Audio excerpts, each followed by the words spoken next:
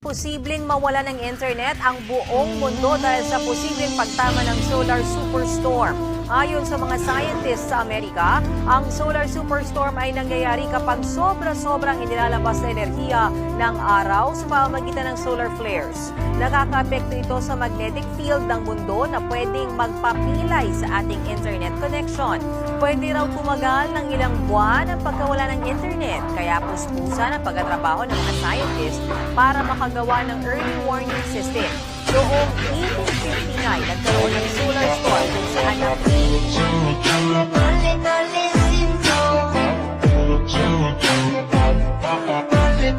sin